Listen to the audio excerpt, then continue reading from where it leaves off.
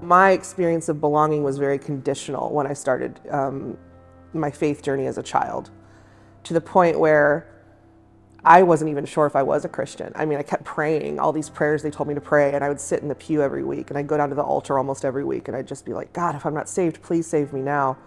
Because there was just that sense of constantly being on the edge of not belonging. And it wasn't until I grew up and did some serious business with God and a therapist, and to engage these questions of identity, mental health, who am I really, that I was even able to accept myself.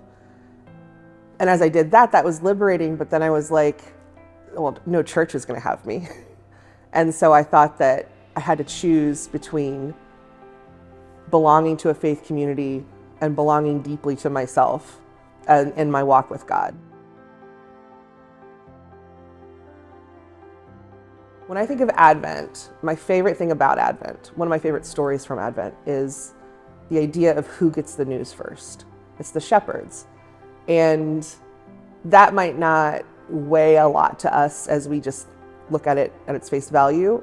But when you look at it deeper and you realize that shepherds were absolute outcasts. I mean, they were just the butt of the joke. They were the people not invited to the party.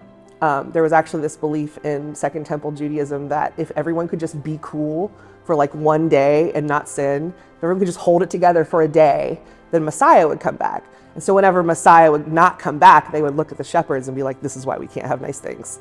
and then the shepherds get the news first.